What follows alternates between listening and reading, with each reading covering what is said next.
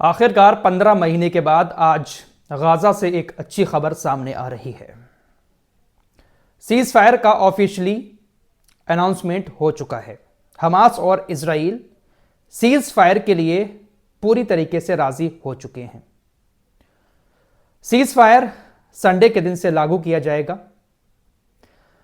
लेकिन इससे पहले ही इजराइल ने गाजा के अंदर बड़े हमले शुरू कर दिए हैं। क्या कुछ हुआ है इस सीज फायर को लेकर, किस तरह की शर्तें रखी गई हैं, डिटेल से सारी चीजें आप लोगों को बताने की कोशिश करूंगा।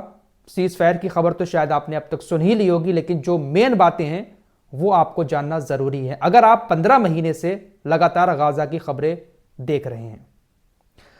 सीज फायर तो हो गया है, लेकिन इजराइल का कोई भरोसा नहीं है। जैसा कि आप जानते ही हैं, इजराइल सीज फायर के दौरान भी हमले कर सकता है, क्योंकि नजर पूरे गाजा पर कब्जा करने की है। अगर शांति बहाल करने की होती तो शायद कब का सीज फायर हो गया होता। लेकिन दोस्तों, जैसे ही ये सीज फायर का प्रस्ताव पास हुआ, नेतन्याहू इसके लिए राजी हुआ, गाजा के अंदर जश्न का माहौल शुरू हो गया। सड़कों पर लोग निकलकर खुशी मनाने लगे। लेबनान के अंदर भी खुशियां मनाई गई, सीरिया के अंदर भी काफी सारे लोगों ने खुशियां मनाई, और यमन के अंदर भी लोगों ने खुशी मनाते हुए इसको इजराइल की हार बताया। अब कुछ लोग कहेंगे, फराज भाई गाजा तो तबाह हो चुका है, तो फिर ये लोग खुशी किस बात की मना रहे हैं? हमास के लोग भी सड़कों पर उतरकर हमास के लड़ाके गाजा के लोगों के साथ जश्न मना रहे हैं, फिलिस्तीन का झंडा फहरा रहे हैं। आखिर ये जीत कैसे है? जीत ऐसे है कि 15 महीने के दौरान इजराइल ने दुनिया की तमाम बड़ी बड़ी ताकतों के साथ मिलकर गाजा के ऊपर हमला किया। दुनिया के तमाम बड़े बड़े देशों की सेनाएं गाजा के अंदर उतरी, लेकिन वो हमास से अपने बंधकों को नहीं छुड़ा पाई। ये जो सीज फायर हुआ है, इजराइल और नेतन्याहू जो राजी हुए हैं सीज फायर के लिए, इसकी सबसे बड़ी वजह यही है कि इनके बंधक अभी भी हमास के कब्जे में हैं और ये उसको ताकत के दम पर छुड़वा नहीं पा रहे हैं। इसलिए मजबूरन नेतन्याहू सीज फायर के लिए राजी हुआ है। इसलिए गाजा के लोग, हमास के लोग अपनी जीत बता रहे हैं कि हम झुके नहीं, बल्कि हमने इजराइल को झुका दिया सीज फायर के लिए।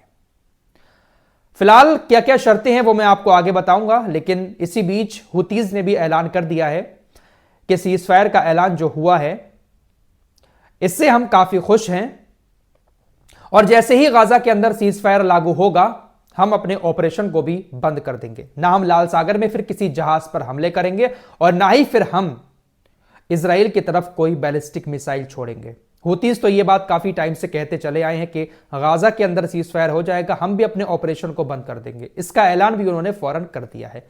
अब इसमें सबसे ज्यादा अहम भूमिका किसने निभाई? हमारे देश का मीडिया डोनाल्ड ट्रंप और जो बाइडेन को इस सीज फायर का पूरा क्रेडिट दे रहा है। कुछ मीडिया वेबसाइट तो यह भी लिख रही हैं कि 20 जनवरी को डोनाल्ड ट्रंप शपथ लेने वाले हैं, उससे पहले ही डर की वजह से हमास सीज फायर के लिए राजी हो गया। अपनी आग तो संभाल नहीं पा रहे हैं और धमकी देने चले हैं। फिलहाल यह सीज फायर जो हो रहा है, इसमें सबसे बड़ा योगदान कतर के प्रधानमंत्री का है। हमास ने कतर के प्रधानमंत्री की बात मानी है, और कतर के प्रधानमंत्री ने ही सबसे ज्यादा कोशिश की है इस सीज फायर को करवाने में। इजराइल से भी बात की और हमास से भी बात की। कतर के प्रधानमंत्री की बातों पर दोनों ने भरोसा करके सीज फायर के लिए हामी भरी है। लेकिन दोस्तों, जो बाइडेन अब जाने वाले हैं, लेकिन जाने से पहले बहुत सारी मीटिंगें कर रहे हैं, प्रेस कॉन्फ्रेंस कर रहे हैं, और वो क्रेडिट ले रहे हैं कि ये सीज फायर मेरी वजह से हो रहा है। उधर डोनाल्ड ट्रंप भी लगे हुए हैं कि देखिए, मेरे सत्ता में आते हुए ही मैंने फौरन सीज फायर करवा दिया। डोनाल्ड ट्रंप भी क्रेडिट लेने में लगे हुए हैं। एंटनी ब्लिंकन भी जाने वाले हैं, विदेश मंत्री जो, ये भी बहुत सारी प्रेस कॉन्फ्रेंस कर रहे हैं, मीटिंगें कर रहे हैं। इनको लेकर जो वहां की जनता है, फिलिस्तीनी समर्थक हैं, वो बहुत ज्यादा भड़क रहे हैं और इनको अपशब्द बोल रहे हैं। एंटनी ब्लिंकन की जगह इनको ब्लेडी ब्लिंकन कहा जा रहा है कि गाजा के अंदर जो कुछ भी हुआ है उसमें सबसे बड़ा योगदान आप ही का रहा है। आपने बहुत सारी यात्राएं की मिडिल ईस्ट की, लेकिन आपसे सीज फायर नहीं हुआ। फिलहाल कुल मिलाकर बात यह है कि सीज फायर लागू हो गया है, लेकिन इससे पहले ही इजराइल ने पिछले 24 घंटे के अंदर गाजा पर खतरनाक हमले किए जिसमें 80 लोगों की मौत हो गई और 30 लोगों की मौत तब हुई है जब इजराइल और हमास ऑफिशियली सीज फायर के लिए राजी हो गए हैं। जो प्रस्ताव है उसको एक्सेप्ट कर लिया है। उसके बाद इजराइल ने हमले किए, 30 लोगों की मौत तब हुई है। तो अभी संडे दूर है, इन 2 दिनों में इजराइल और भी हमले गाजा पर करेगा और भी सारे लोगों को इजराइल मारेगा। लेकिन दोस्तों, इस सीज फायर से ये जो वित्त मंत्री है और जो बेन गबीर है इजराइल का कट्टरपंथी नेता, ये दोनों नाखुश हैं और अब ऐसी भी संभावनाएं हो रही हैं कि जल्द ही नेतन्याहू की सरकार गिर भी सकती है। इसने स्टेटमेंट दिया है कि ये जो सीज फायर का प्रस्ताव हुआ है, राजी हुए हैं, ये हमारी हार हो गई है और अब मैं हारी हुई सरकार का हिस्सा नहीं बनना चाहता हूं। हमने ये जो कुछ किया है ये बहुत गलत किया है, इससे हमें कोई भी सुरक्षा नहीं मिलेगी, बल्कि हमास इससे और ज्यादा ताकतवर हो जाएगा। हमास को खत्म करने का एक ही तरीका है, गाजा में कब्जा करके यहूदी बस्तियां बसाना और इन लोगों को दूसरे देशों में भेजना। इसके अलावा इजराइल की सुरक्षा किसी तरीके से नहीं हो सकती। यह बहुत गलत हो रहा है और शायद जल्द ही हम इस सरकार से इस्तीफा भी दे देंगे। तो नेतन्याहू काफी ज्यादा उलझा हुआ है।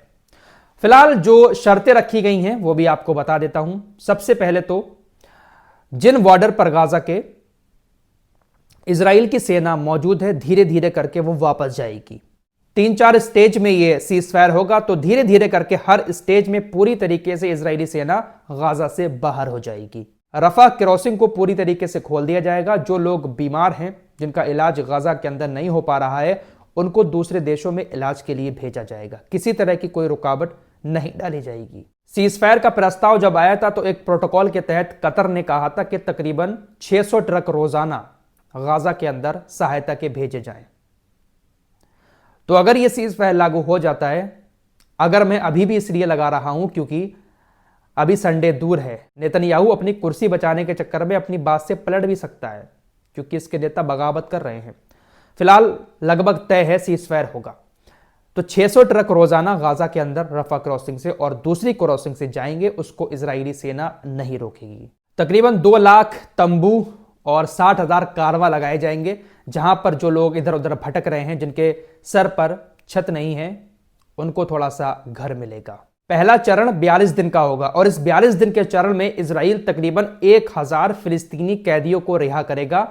हमास इधर से 33 इजरायली बंधकों को रिहा करेगा। ये 1000 फिलिस्तीनी कैदी वो हैं जिनको 8 अक्टूबर 2023 के बाद से गिरफ्तार किया गया था।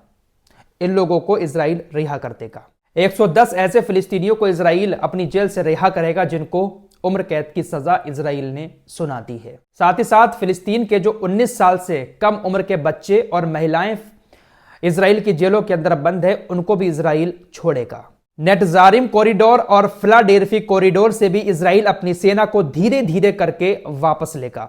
इस प्रस्ताव में यह भी कहा गया है कि जितने भी लोग अपने घरों को छोड़कर भाग चुके हैं इजराइल के हमलों की वजह से, उन लोगों की अपने घर वापसी होगी और पूरे गाजा के अंदर सभी गाजा वासियों को इधर उधर घूमने की भी आजादी होगी। इस प्रस्ताव में यह भी कहा गया है कि इजराइल इस वक्त पूरे गाजा के ऊपर तकरीबन 8 से 10 घंटे अपने एयरफोर्स के विमान उड़ाता रहता है, ये भी नहीं उड़ाए जाएंगे।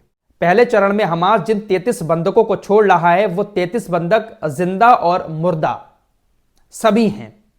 दूसरा चरण जब शुरू होगा तो उसमें बातचीत फिर होगी 42 दिन के बाद कि अब कितने हमास कैदी छोड़ेगा। उसके बाद तीसरे चरण में हमास कितने कैदियों को छोड़ेगा ये आगे देखा जाएगा। लेकिन पहला चरण 42 दिन का होगा और इस दौरान किसी तरह के हमले दोनों तरफ से नहीं होंगे। कुल मिलाकर बात यह है कि ये जितने भी प्रस्ताव में नियम हैं वो सारे के सारे हमास के फेवर में जाते हुए दिख रहे हैं। इजराइल मजबूर होकर अपने बंधकों को छुड़ाने के लिए इस डील पर राजी हुआ है, सीज फायर के लिए राजी हुआ है, क्योंकि नेतन्याहू के ऊपर बहुत ज़्यादा प्रेशर पड़ रहा है। दुनिया भर में थू भी हो रही है कि नेतन्याहू सीज फायर नहीं कर रहे हैं। इसी वजह से सीज फायर हुआ है और इसी वजह से हमास और गाजा के लोग खुशी मना रहे हैं और जो और संगठन हैं जो इजराइल के खिलाफ लड़ाई लड़ रहे थे वो अपनी जीत की खुशी मना रहे हैं कि हमने इजराइल को झुका दिया। लेकिन दोस्तों, आप जानते ही हैं इजराइल क्या है। सीज फायर के दौरान भी वो कुछ ना कुछ करता रहेगा, और अगर सारे बंधक छूट जाते हैं इसराइल के तो उसके बाद भी इसराइल कुछ भी कर सकता है। फिलहाल ये कुछ लेटेस्ट अपडेट थे सीज फायर से जुड़े। देखते हैं कि संडे को सीज फायर लागू होता है या नहीं होता है। मिलते हैं एक और नई वीडियो के साथ, तब तक के लिए अपना ख्याल रखिएगा। अल्लाह हाफिज।